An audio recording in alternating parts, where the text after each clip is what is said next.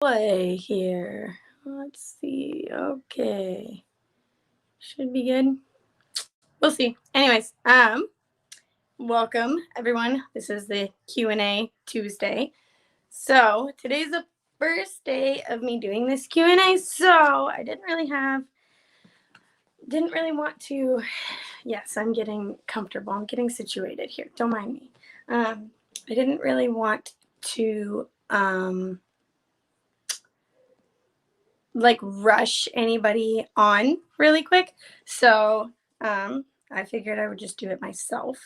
And I had a bunch of you send in questions to me. I just said, ask me anything, whatever you want to ask me, feel free. So I'm going to go through some of those. I have them on my tablet here.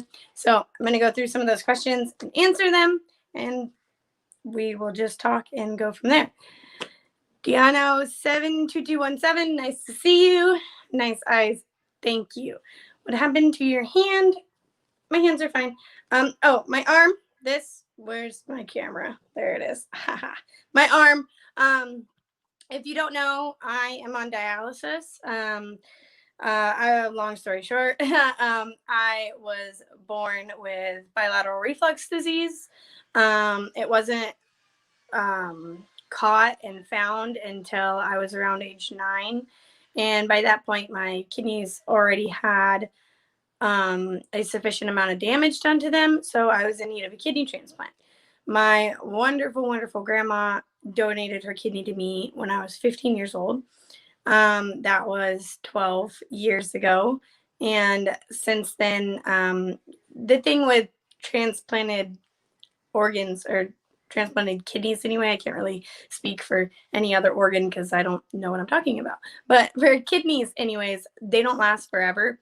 So a transplanted kidney can last anywhere from 5 to 25 years. It just kind of depends on the kidney, the health of the person, what they go through, yada, yada, yada. Exactly. It could be rejected as well. Yes, that's very true. You can go through rejection, which I actually went through rejection about 3 years after my transplant. And then I went through a thing called plasmapheresis, which you can Google it. It's complicated to explain. But they basically take all the plasma out of my body and give me new plasma because my body was fighting against the kidney essentially. But yeah, then I had 3 kids, and my transplant lasted me through all 3 kids miraculously. I did have preeclampsia with them, but they are all healthy. They were all born healthy. They're wild children. But yeah, and after I had my daughter about 4 years ago, we got my kidney to stabilize again, but it wasn't getting to the right numbers that like my doctor wanted it to get to, and those numbers just kept going up and up and up, and that's a sign that your kidney's failing. So my kidney failed, and as of last year of April 14th, I think it was, 2019, I started dialysis for the very first time. Never done it before, and it's been crazy, I guess, to say the least. In center was really hard for me because my body is a lot smaller than what the techs are used to there. And so they would try and pull all this fluid off me that I just didn't have. And I would get sick a lot. I would throw up in center with needles in my arms. Like, oh, it was miserable. Anyways, I got trained now to do dialysis at home, which I'm actually in my room right now. This is my dialysis chair. All my dialysis stuff is over here. And yeah, I've been doing it at home for about a week and a half now. And so far it's been great. And I'm feeling a lot better just doing it tailored to my body's needs, because I can read my body pretty well. But yeah, RFM NB, I'm sorry if I'm saying your name wrong. I don't know how to say it, but are they not planning another transplant? So I am on the wait list right now for a transplant. I'm on what's called the deceased donor list, which means whenever somebody dies, and they are listed as a donor, if their blood happens to be a match for mine, I would get a call and I would get a transplant, which I have gotten one call, but unfortunately it ended up going to somebody else, which is totally fine. I'm super happy that that person was able to get that gift of life. Right now, I'm just doing what I need to do to stay alive and stay healthy and be here with my family and interact with all of you guys, which has been super wonderful. But yeah, I have had a few people be tested to be a donor. Unfortunately, my blood is really, really hard to match. So I am considered high risk right now, and so it's really hard to find me a match. So the 3 or 4 people that I have had test for me, unfortunately, they weren't matches. But you know, we will continue on. You know, that's what I do. We just keep going. That's what else are you gonna do? You know. So yeah. How do you handle COVID-19 outside? You must be in high risk group. Yes, I am in high risk group. I actually I have extreme social anxiety. So it was actually hard for me to go out in public for a long time, because I don't know, because I have anxiety. I don't know.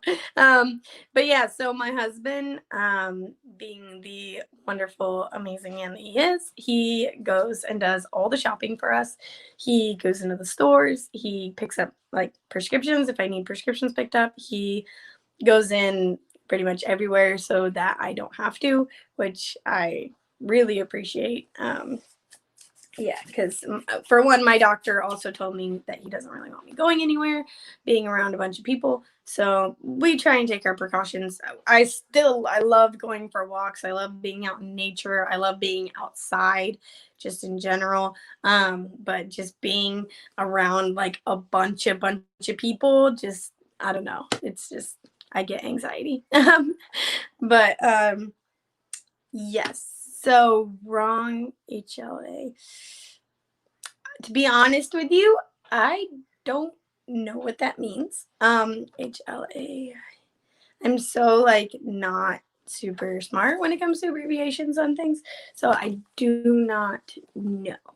But I thought I would go through here and just try and speed roll through these questions, and see what all I can answer for you guys. So,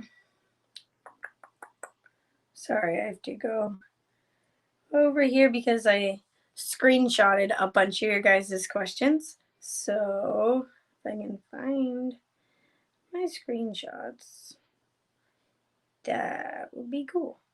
Where are you? Oh, wow, I'm totally in the wrong section. There we go. Okay. So,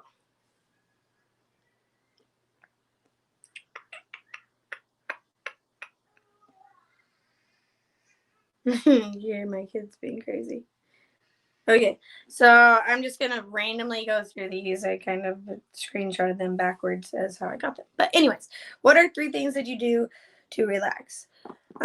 So 3 things that I try to do to relax. Let's see. Well, I'm a mom of 3 kids, and constantly trying to create and work and go. So I really don't relax much. The word relax, I really don't know what that means. No, honestly, I'm just gonna be straight up honest with you guys. So these are my straight up honest answers. If you don't like anything that I'm saying or agree with anything, that's totally fine. Like, please, you do you. Like, do what makes you happy. Don't take any of my answers or anything that I say as like, this is what you should do or this is what you have to do. Blah blah blah blah blah. I'm just putting this disclaimer out there so that you guys know these are just my random answers. So, what do I do for relaxing?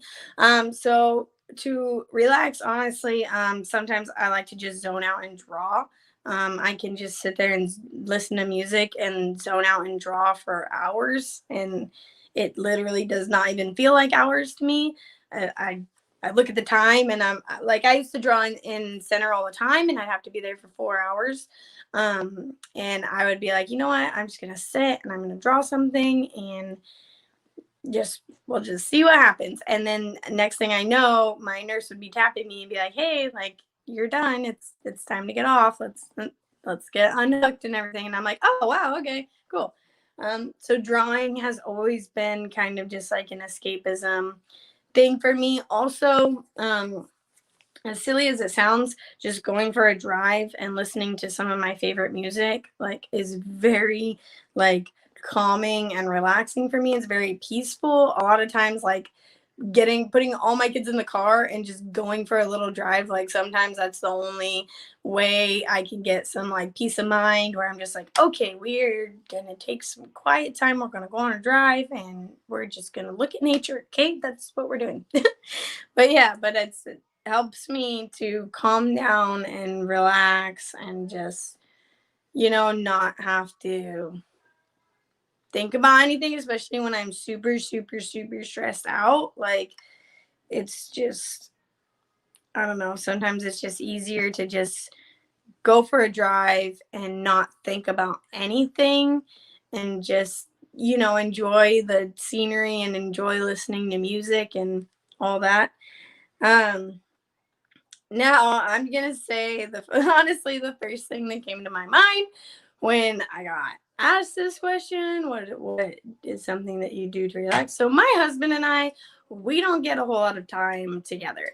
We have 3 kids. We have absolutely no help with our children. Like there's no like I don't have any parents. He doesn't have parents. We don't have grandparents around or aunts or uncles or like anything like that. It's just me and my husband. That's it. So, in all honesty, like just hanging out with my husband and spending some time with him is very relaxing to me. And he's seriously my best friend, and I literally just like enjoy his company and I enjoy just spending time and talking with him. That's very relaxing to me.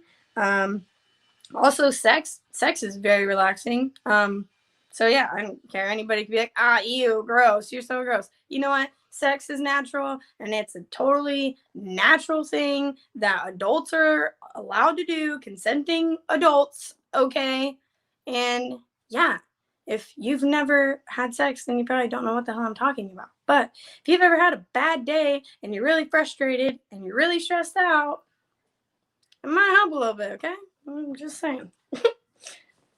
Don't knock it before you try it. That's what I'm saying. I'm not advocating for any, non-consenting whatever adults to do whatever. That's not what I am saying. You asked me a question, I answered the question. Yeah, okay. Anyways, moving on. um, let's see here. I love connecting artists that share their pros and cons. What do you do when you fail? This is a good one. So when I fail, usually and I'm just gonna be straight up honest. Usually when I fail, I beat myself up. I'm like, oh, why'd you do that? That was so dumb. Like, why weren't you thinking better? Why didn't you figure that out better? But as I sit and I process it for longer, I stop, please. Thank you. I know. But as I not right now, baby.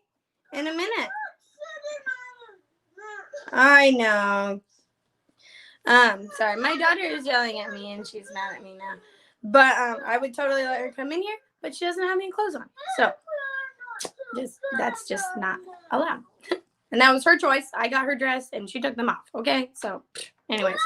But yeah, I fail a lot, and as a human, I get a lot out of seeing artists cope with failure. No, that definitely means a lot to me.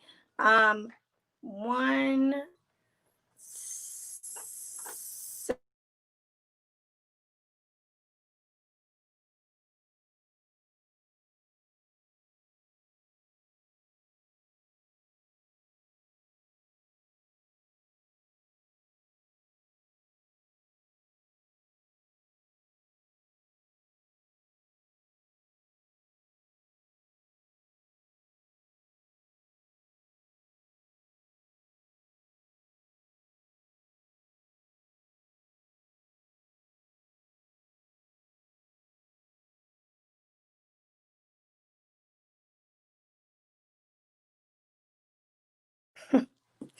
Oh my goodness. Okay.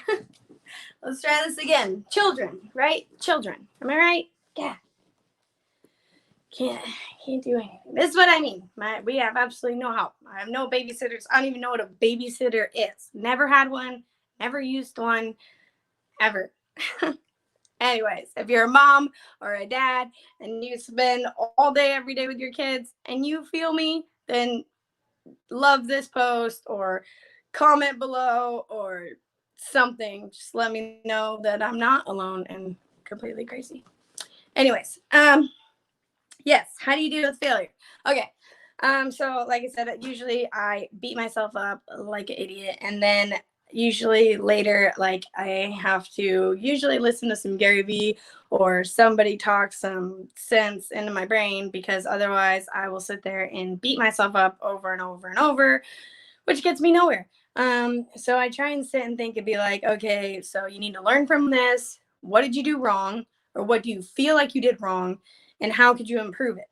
And I try and break it down and analyze the situation. If it's something where I don't have an idea, like where, say, I was working for a client and the client just bailed on me, disappeared, no response back, no nothing.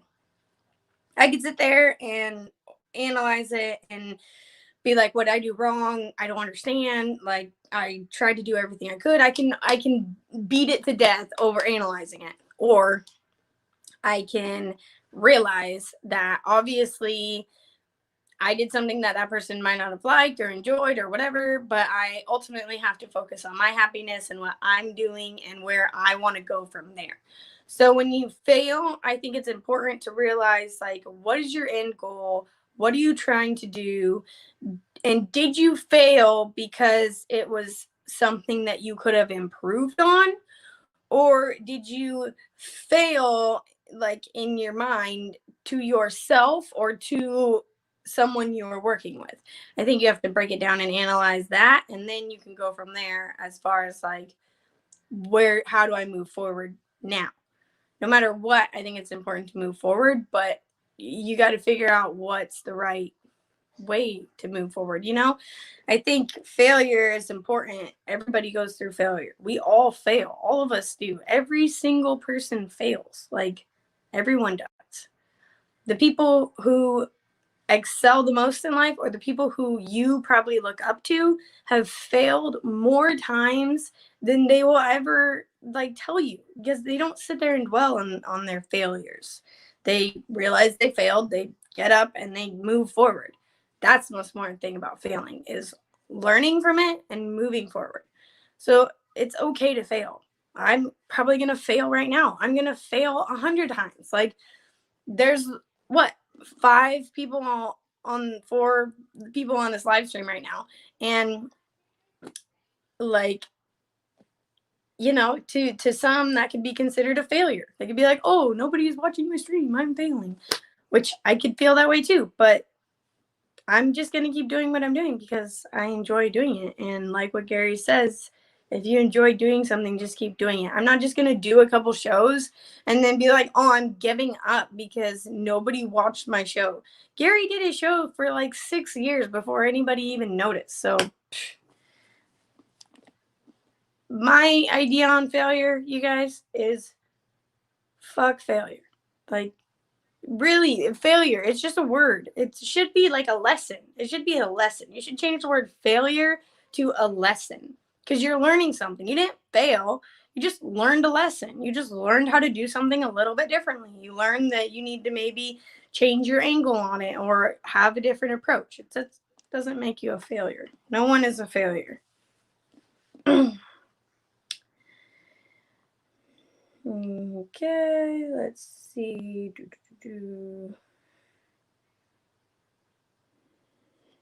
Okay, where do you get your creativity?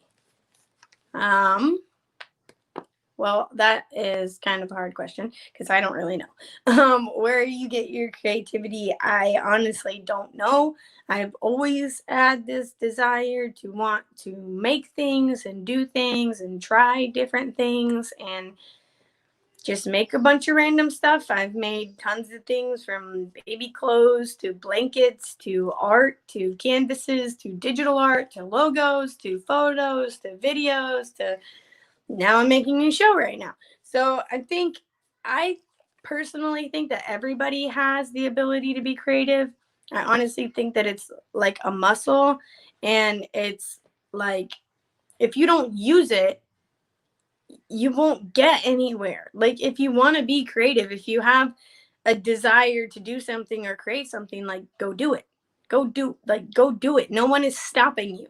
There's not anybody stopping you anymore. Like there's the internet now. Literally anybody can do anything. It's been done. It's been done 100 times over. Like you could seriously do anything you want to.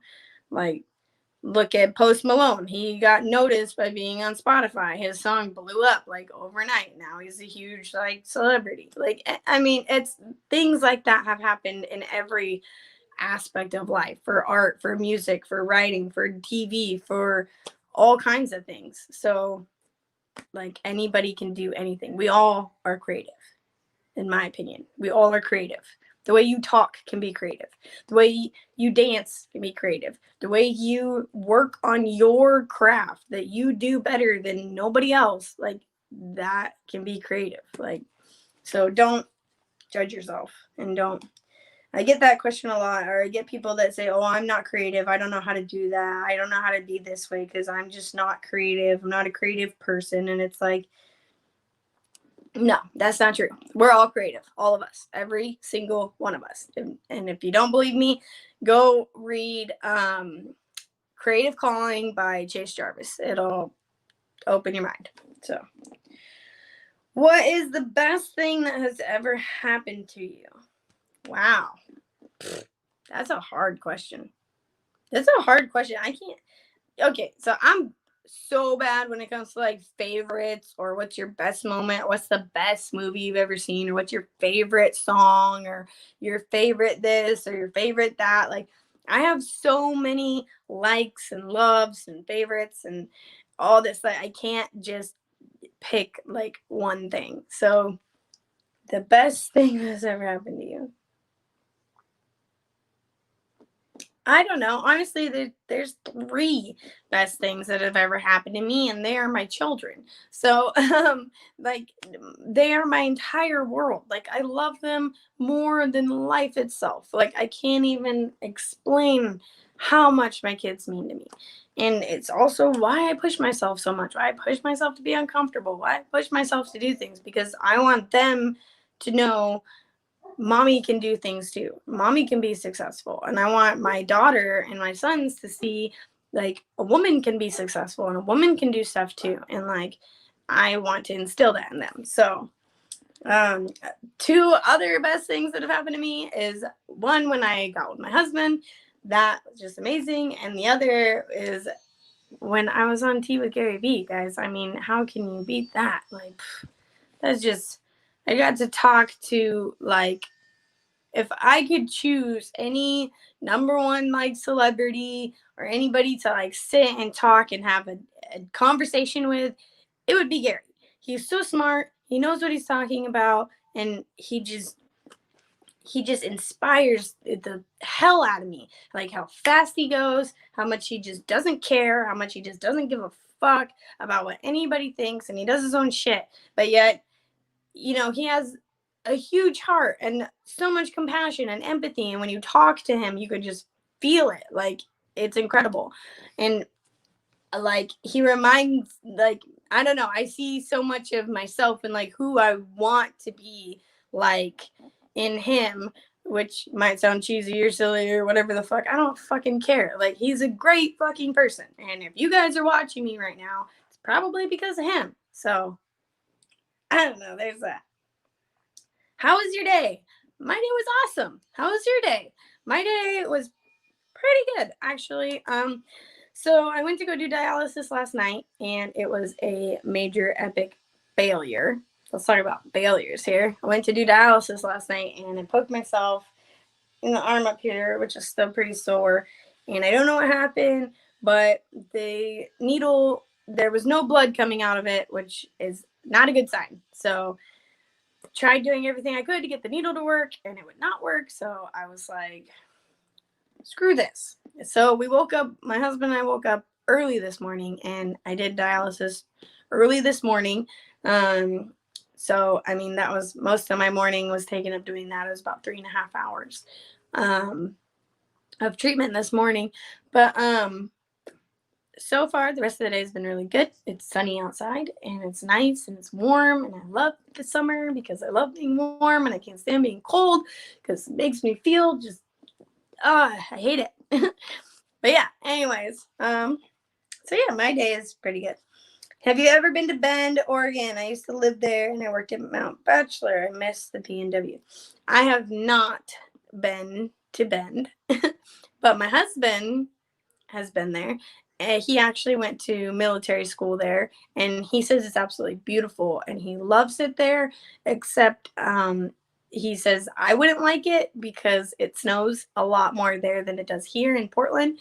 And yeah, I'm not a fan of the cold and the snow. So yeah, I like playing in the snow. I'll go out and play in it. I'll build a snowman, but then my hands are frozen, my feet are frozen, and I'm over it. So yeah. One huge life lesson from your experiences, or your experience, well, whatever. One huge life lesson. A huge life lesson.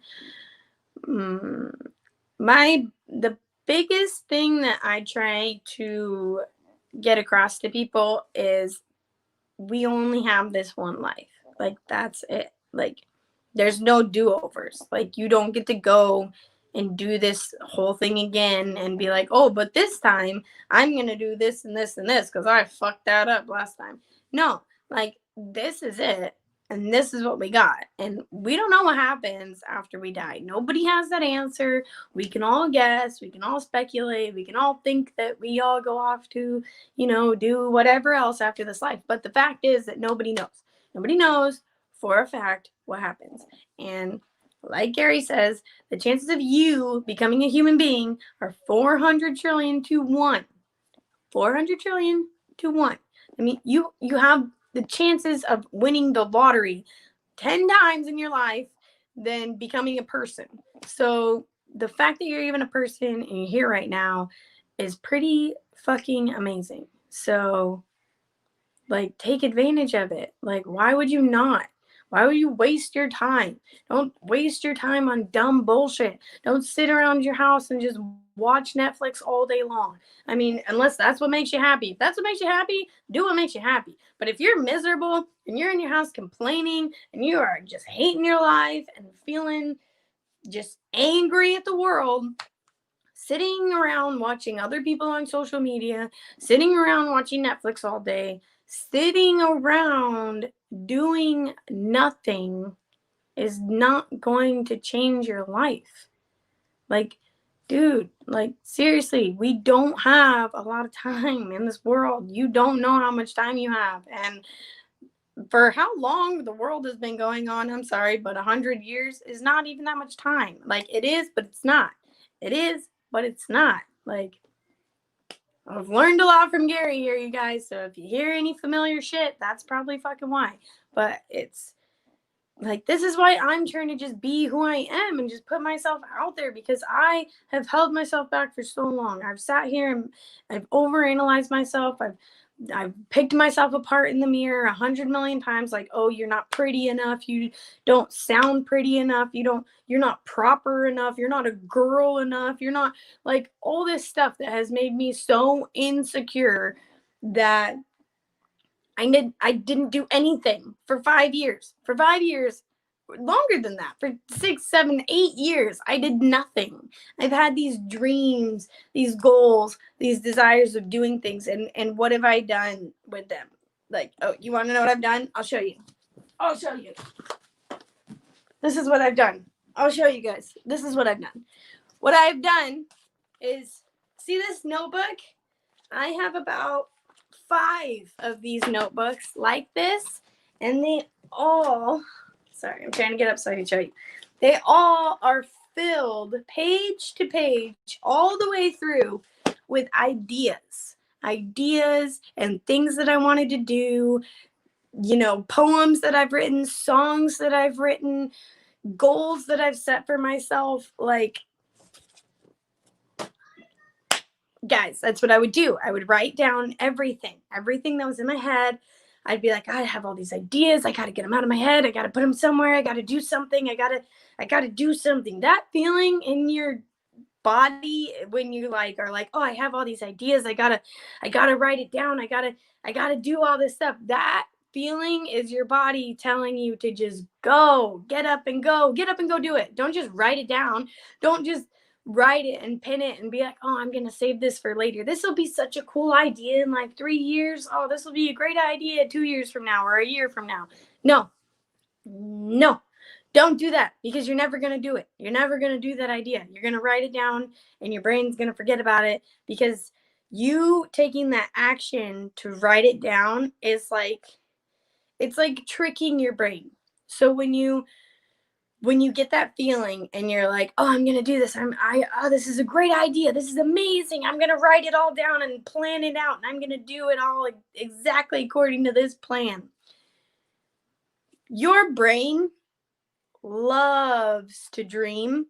Your brain loves to think up all these great ideas because it feels good. It makes you feel good because you think about accomplishing that goal. You dream about accomplishing it, and you dream about that feeling. And that makes you feel good before you've even actually done the thing. So when you are talking about that and you're like, I'm going to write this down, and then you go start writing it down, your brain is like, yeah, we're doing it. We're doing the thing. Cool, we're doing it. And then you write it down, and you close your journal or your notebook or whatever, and you put it down, and then your brain's like, yeah, we did it. Awesome. We did it. But you didn't do it. You didn't actually do it. You wrote it down. You didn't actually do it. You want to know something that's funny? So Gary is the one who gave me the idea for the whole name of like this show and everything else. D positive and all this stuff with D, DEE, blah, blah, blah, blah, blah. So when I would tell people to call me D, and people would always call me D, or they would write it or whatever, it was just D, just the letter D. That was it. It wasn't DEE like I have it now, and things like that. So what is funny is that notebook that I just showed you guys. Let me see if I just threw it, of course, like a dum. Hold on. See what I get for throwing stuff for dramatic effect. God. Okay. Reading these comments. Sorry. My dad was supposed to be dead before I was born. I'm so grateful to be alive. It's the now and only time we have. So putting him out there. Those notebooks out. I forgot. I will. I'm going to be sharing what's in all these notebooks. But so I was going through this yesterday. Okay. And I'm reading all this stuff now. You guys are probably going to laugh at my horrible handwriting, but I don't care. This is from I know I wrote a date somewhere. Yeah, this is from like 4 years ago. This is from 4 years ago. Okay. 4 years ago. Before, my name was like DEE on anything, D or whatever. My name was, D Christine on everything or whatever, just a D, whatever. So, before any of that, I had written all of this, which that says right there.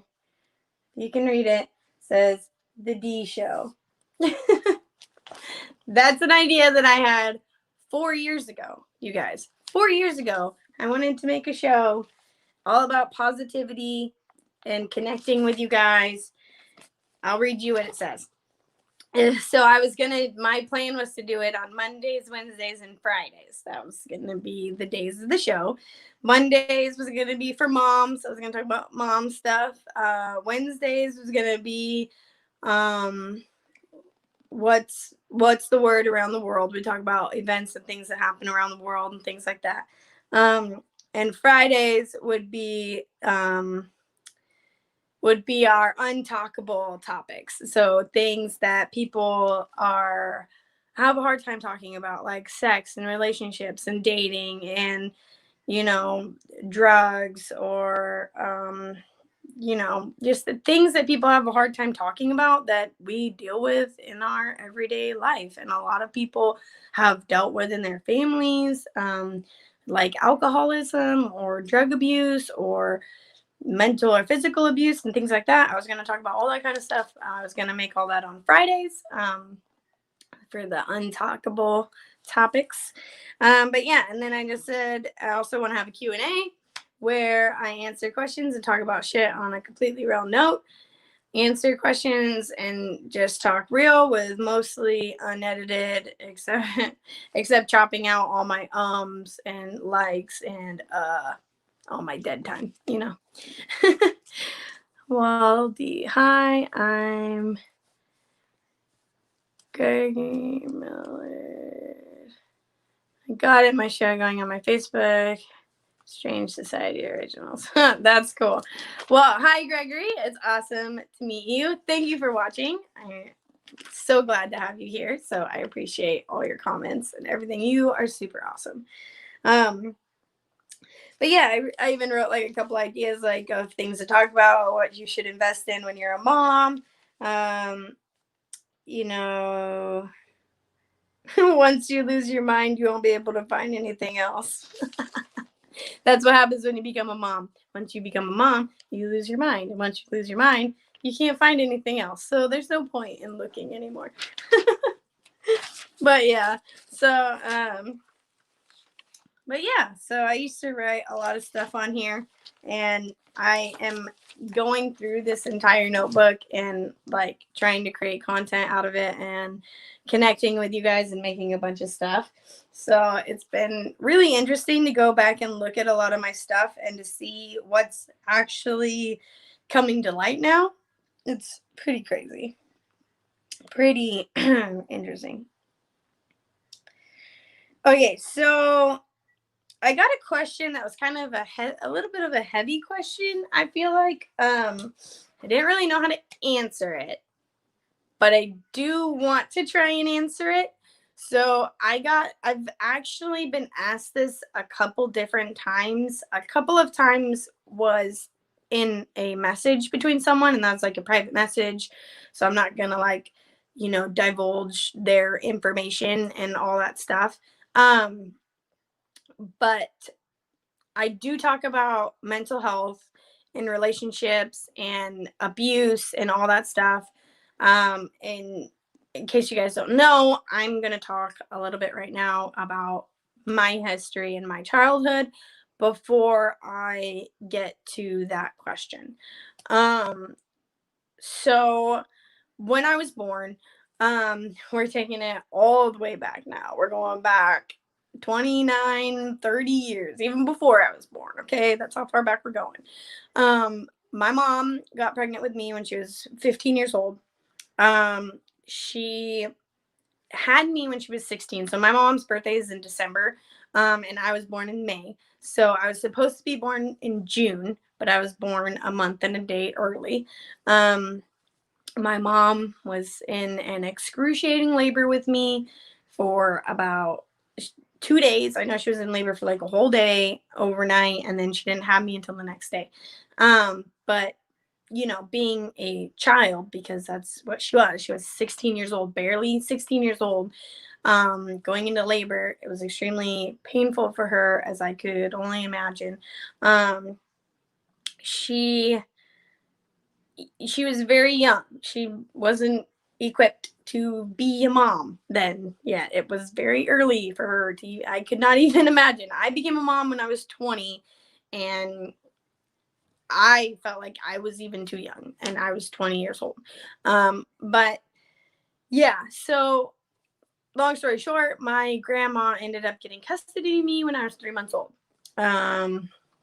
Skip ahead to when I was 6, my mom somehow miraculously got custody of me back, which I don't know how, because she didn't have her own house.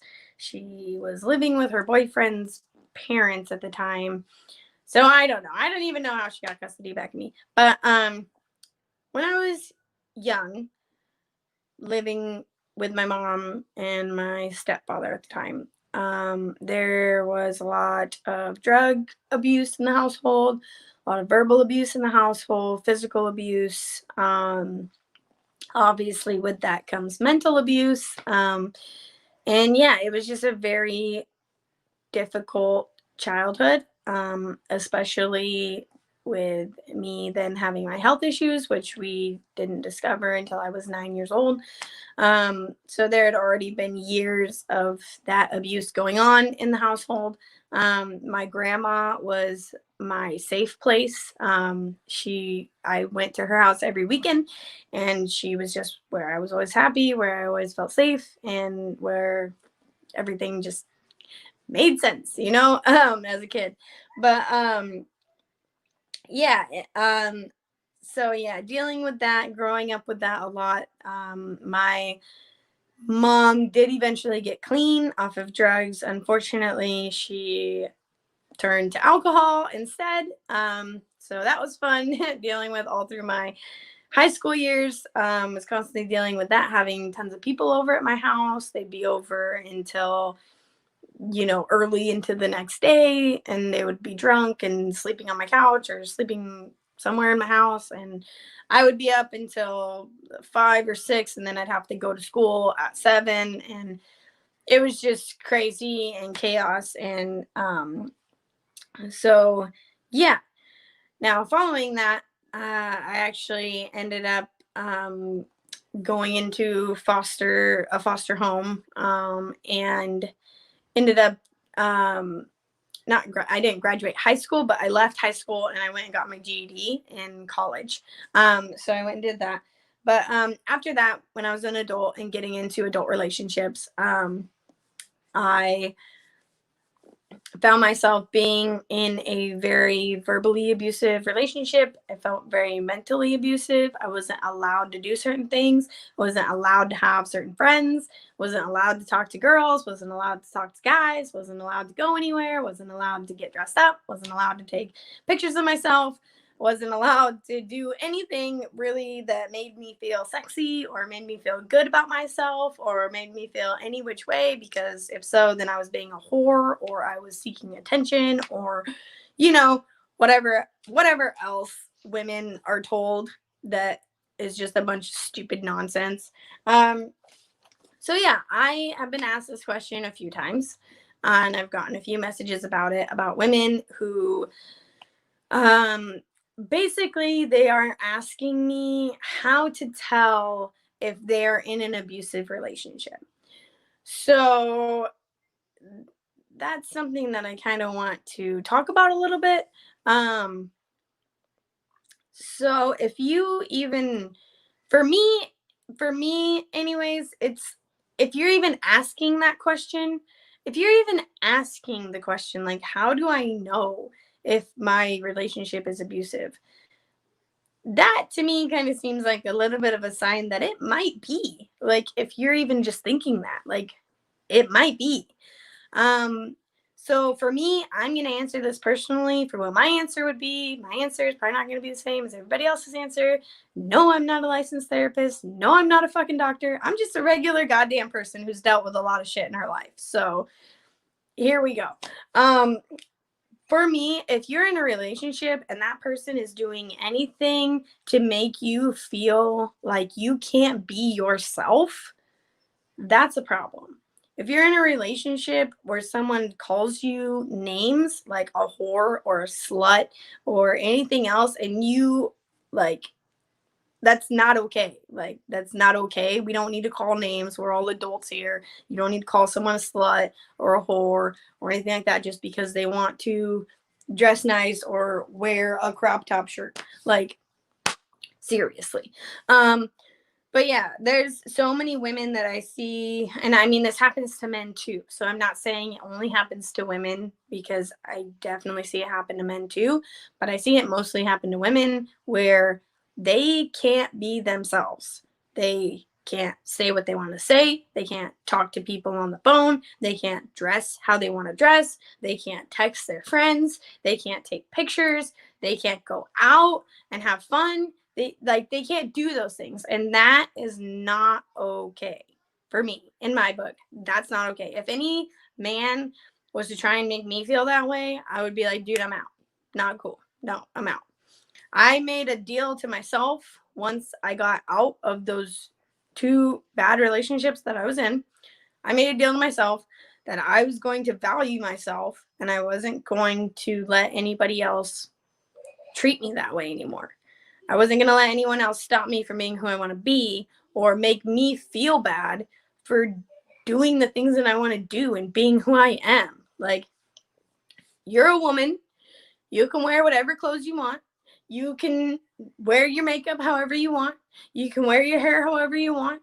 You can say and do whatever the fuck you want, as long as you're not breaking the law or hurting somebody else, or, like, just be a decent person. Like, that's, but it's the women who limit themselves, and you let these men or whoever, men, women, whoever, if you are letting somebody else control your life, control you and how you are, that's not okay. If there's somebody who is gaslighting you, which means you come to them and you say, hey, it really makes me feel like this when you say this to me or you treat me this way. I feel sad, or it makes me feel, unhappy, or, whatever. And they tell you, oh, you're crazy, you're dumb, you don't know what you're talking about.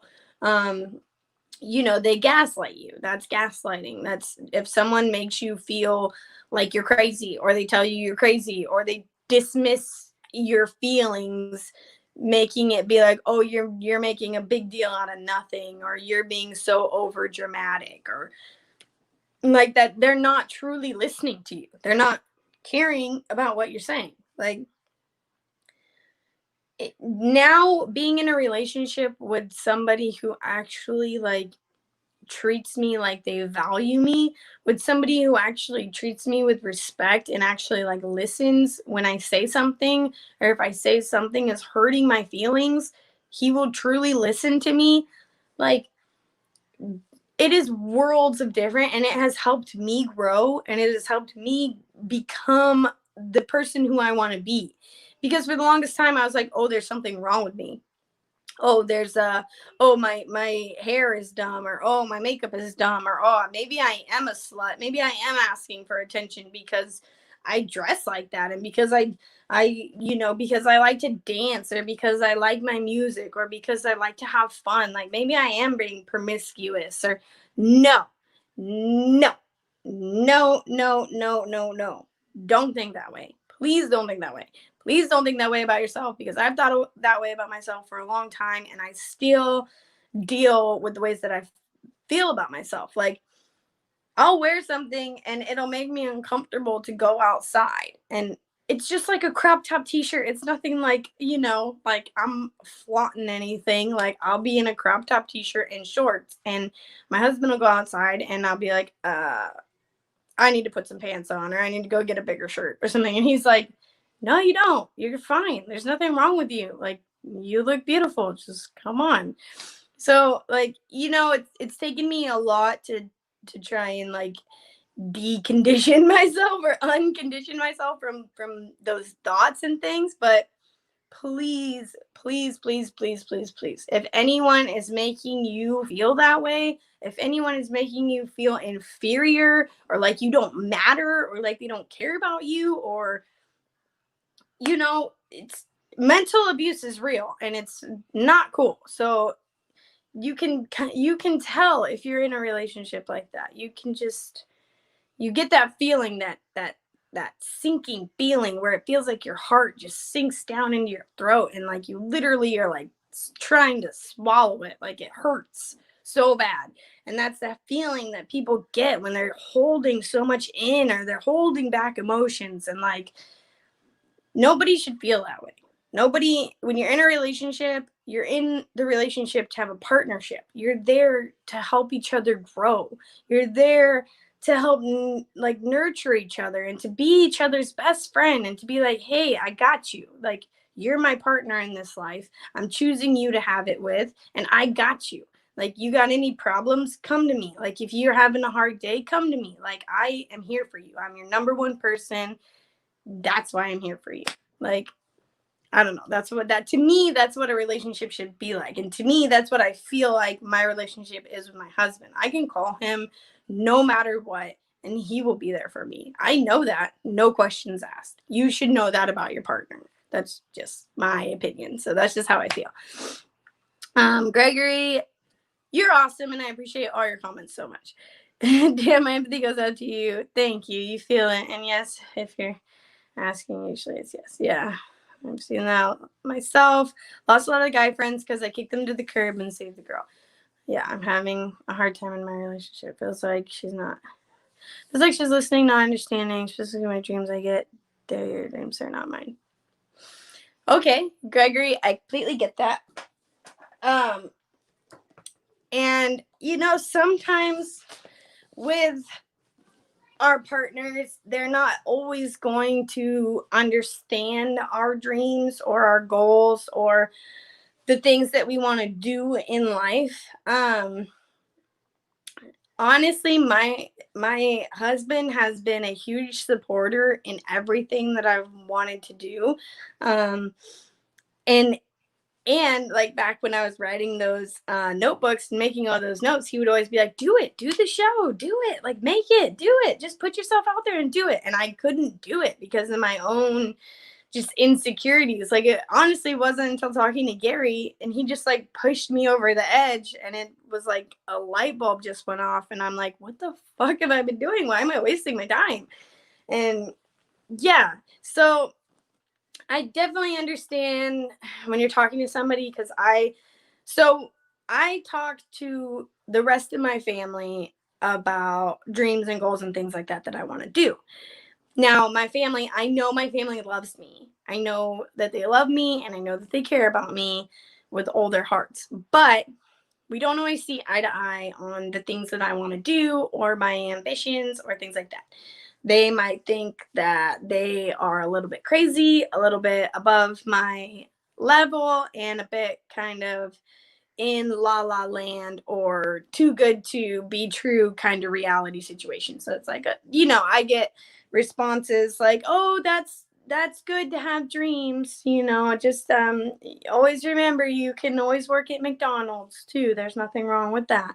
Which, if you work at McDonald's, there's nothing wrong with working at McDonald's. I personally hate McDonald's and I can't stand it, and I have not eaten there in 4 years or something. But yeah, my advice would be, I can't even talk, would be to just sit and talk to her and be like, hey, I understand if you don't feel the same way that I do about my dreams and my goals and my ambitions, but these are my dreams and this is what I'm going to be focusing on and what I'm going to do.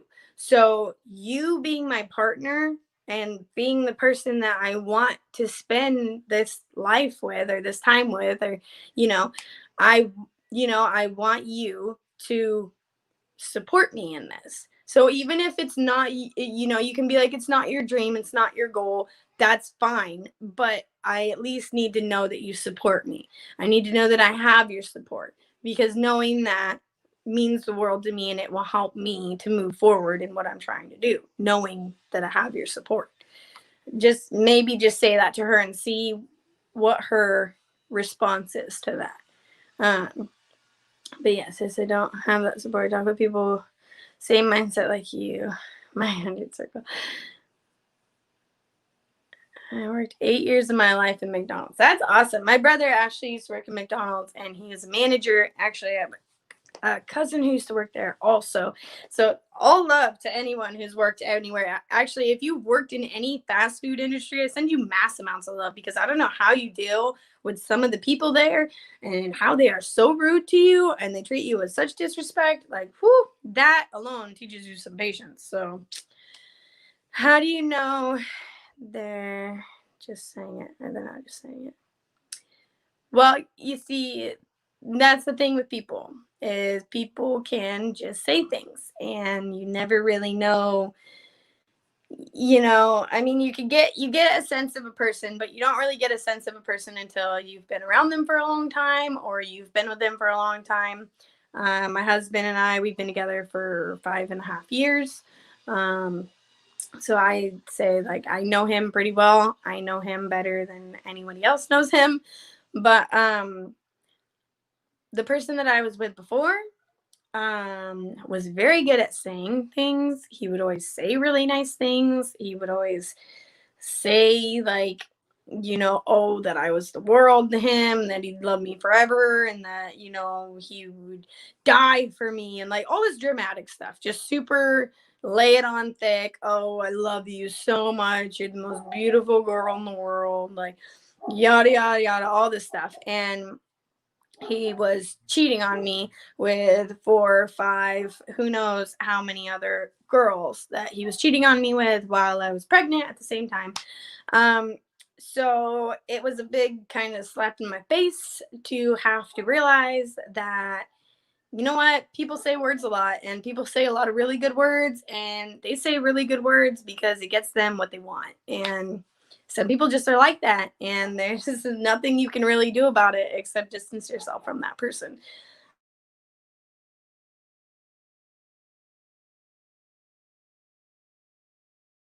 Relationship for so long, and being, it depends on how long you've been in the relationship for, like, really, like, I feel things get swept under the rug and the reset buttons gets pushed.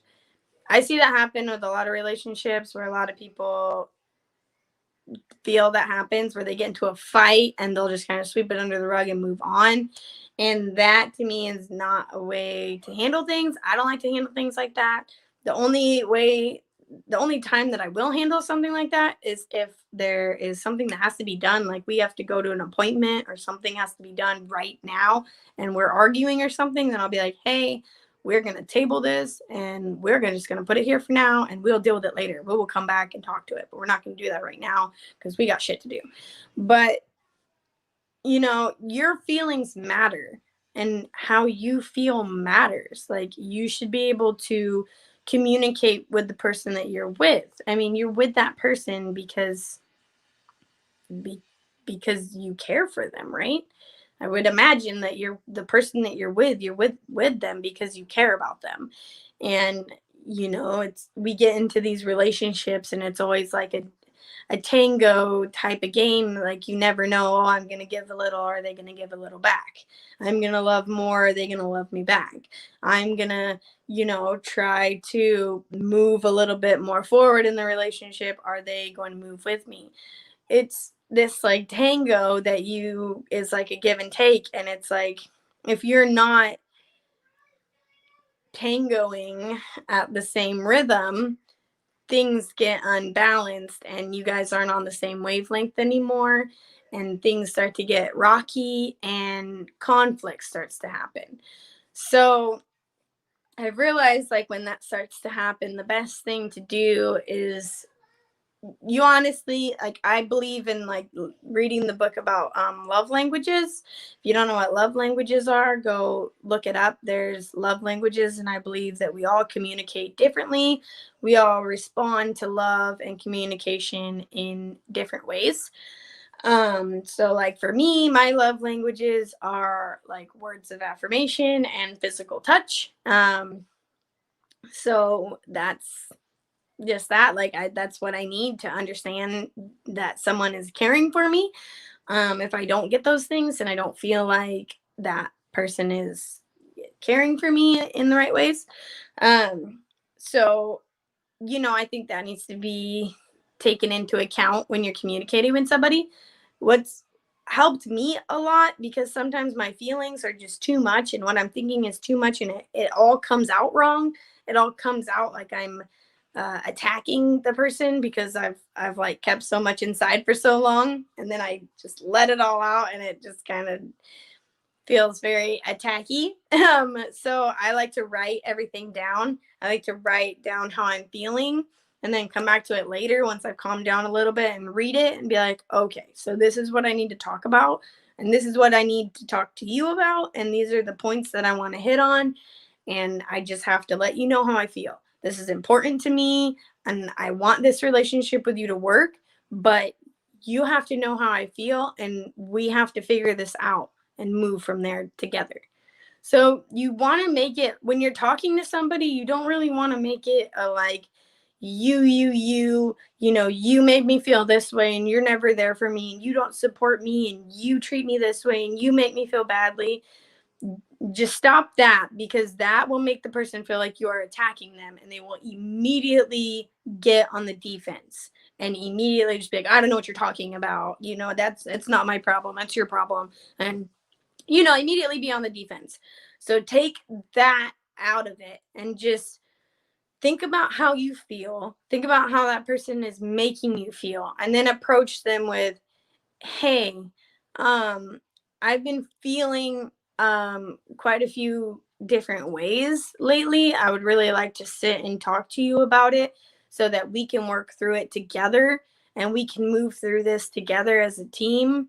And I feel like our relationship could grow and become better from there. But we have to handle this issue first, because it's something that is really affecting me, and see what kind of goes from there. I feel like, even me and my husband, we've gotten into arguments and things, and when I can come at him and be like, hey, this has really been bothering me and this has really been making me feel this way. I know you might not intentionally be trying to make me feel that way, and it could be my past, it could be things I've dealt with, it could be my own perspective that is making me feel and think these ways, but I need to put this out there and I need you to hear me, and I want us to work together and to be able to work through this together. That's together. You want to say together as much as you can, because you don't ever want them to think it's me against you. We're fighting now. You made me mad, or you treated me like this, and it's me against you, and we are fighting. Because ultimately, when you're in a relationship, and 9 years you've been together, when you've been together for so long and you're in a relationship, like, you guys obviously have a lot of love there. Like, you want to move through this together. You don't want to be like, oh, you made me feel this way, and oh no, I didn't. Yes, you did. Well, I can't believe you. You made me feel like this, and then it turns into a fight and it explodes into like a huge bomb, and you're just like, oh my God, what happened? I was just trying to tell you how I feel, and now we're fighting, and now the whole explosion. And I know it can get crazy. I've been in my share of relationships. I've had my share of fights. I've had my share of blow-ups, explosive, crazy fights. It doesn't have to be like that. When you approach it in a way where it's like, hey, I care about you. Like, you're my partner in life. Like, dude, I choose to be with you. Like, you're choosing to be with that person. At any point, you could choose to not be together. Like, no one is set in stone. Nobody is like, you're with this person and you're with this person for life and that's it. No, even if you're married, no, divorce happens, things happen. Like, so when you just approach it like, we're in this together. I am having a problem maybe solely on my own, which could be my own problem, but we're in this thing called life, like, together. We're doing this together. So what affects me essentially ends up affecting both of us. So, if we can move through this together, and you can maybe help me a little bit and I can try and help you as well, we can grow and move forward from here. I think that people need to be having those conversations more in their relationships. Like, even just when you're not upset, when you're just feeling fine, just going up to that person and saying, hey, I just want to let you know that, like, I really value you. I really care about you, and you mean the world to me in this relationship. But I also want to let you know that there are a couple things that make me feel kind of not so great. So I just want to talk about that. And, it could totally not be something that you're doing. It could be something caused from me or my past or the way that I'm thinking or whatever. But I need to get it off my chest, and I need to talk about it with you, because you are my person. So, I mean, I don't know. The way that I always talk to my husband, it's he's my very best friend, and we became close very fast, and it's just I've never been closer to anybody in my life, and it's just like I can talk to him about anything. And yeah, like maybe some things it'll be him that's driving me a little bit crazy, and I'll have to talk to him about that. And yeah, it might make him angry. It might make him irritated. And he might tell me something that bothers him that might make me angry or irritated. And yeah, we get frustrated at each other. I mean, who the fuck doesn't?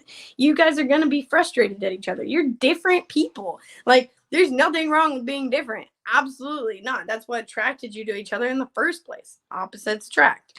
But I think just that sense of understanding in a relationship, like, hey, we're all going to have our issues. We're all going to have our shit. That doesn't mean that we're over or, I can't stand you or like anything like that. Like, no, it just maybe means like, hey, we should try something a little bit different. Maybe you just need to take a little bit time to do your own things. Maybe like you need to go focus on whatever you want to do. Like you said you have your dreams and your goals and things you want to do. And she doesn't maybe see eye to eye with you. Well, maybe you just need to take a little time and be like, hey, I'm going to spend the next, 1 to 3 hours, however long you want, and be like, I'm going to spend this time focusing on my thing and my craft and what I'm wanting to do. During that time, you whatever you want to do, you can do whatever you want to do, and then when we're both done, we can come together and hang out and have dinner or talk about the different things that we just did with each other. It's always super interesting to me to sit down and talk to my husband about like the things that he's done at work and the things that he's passionate about and wants to do. And then he sits and hears me out about things that I'm passionate about, things that I want to do. And like, it, honestly, it makes for a really interesting conversation because it's not like we don't just sit and like talk about the same thing all the time. So it makes it pretty interesting. But yeah, so I've been on here for well over an hour now. I was going to only be on here for an hour, but I get to talking, so shit happens. But yeah, I appreciate all of you on here who were watching. Okay, Gregory, let me see here. Sorry, I'm still answering this question. I'm just gonna keep talking with you because that's ouch because we have kids. She makes it an issue if I spend too much time away from the kids. I understand that. I have 3 kids as well. And like I said, my husband and I, we have no help. We have no parents, no grandparents, no nobody. So it's just me and him. But that being said, alone time is very important. I don't really get alone time really at all. Maybe I get like an hour of the day or 2 maybe, and that's usually just if my husband came home and I took a shower by myself. That's literally like the only alone time that I get. Right now I'm in here recording this, and yes, oops, I'm by myself right here, but my kids are literally right there. They're literally right there. But so yeah, I'm not ever alone, so I definitely feel you on that. However, doing your craft and working on your dreams and your goals, that's important. You only have this one life, and the world is abundant. There's enough. Wow, my phone thing just died. Sorry about that. But there's enough in this world for everybody to live their own life. There's plenty of everything, whatever. Anyways, so carving out that time for yourself is important. However you need to carve that time out for yourself, you need to do it. Whether it's, I know everybody's stuck at home right now with COVID. I'm sure your kids are all at home right now. So, if you tell her, hey, I know that it might be frustrating to you, but I need to get this done because it's something that I'm very passionate about and it's very important to me. I need an hour at least to focus on this. At least just start with an hour. Start with an hour and then try and maybe work your way up from there. Just be like, hey, just give me 1 hour and then trade her. Be like, I'll give you an hour. Give me an hour. I'll give you an hour away from the kids. You give me an hour away from the kids. I don't see her saying no to that. And if she does, then maybe she's just crazy. But I'm just kidding. But no, as a mom, we all need our breaks from our kids. So try offering a little trade-off with her. Be like, hey, I know there's things that you're passionate about that you like to do. Maybe she wants to go do some online shopping or go hang out with a friend if she's, if you guys are allowed not social distancing. I don't know the deal or where you're from or anything like that. But alone time is very important. So you definitely need to carve that out for yourself. I carve out at least an hour a day for myself. Even if I'm just in here drawing something, I'll give my kids a tablet for an hour. Like, dude, whatever, give them the tablet. Like they're all they're gonna know when they get older is technology anyways. So you might as well like give them a little bit of a boost on it,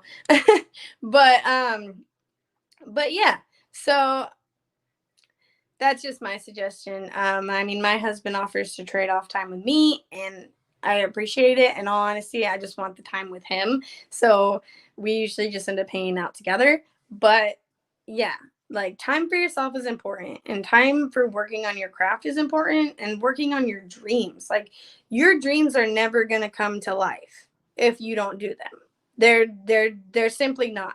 And your wife, your mom, your brother, your sister, your aunt, like nobody else is going to do your dream for you.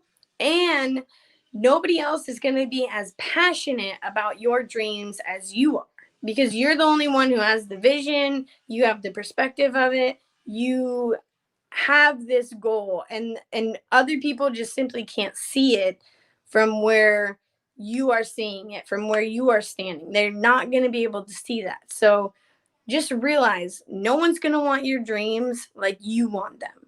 No one's going to understand them like you do. And no one's going to push hard for them like you should or are going to. So just remember that. Anyways, I hope you guys are all having a good day. I appreciate all of you who are on here. I love talking with you guys. I love answering all your guys' questions. I will be doing this again next Tuesday, and the Tuesday after that, and the Tuesday after that, and the Tuesday after that. So if you would like to be on here and we can do a live form Q&A, send me a DM, let me know, and we'll work it all out. Otherwise, just send me in your questions and I will answer them. Seriously, ask me anything. There's like nothing on the table really that you can't ask me.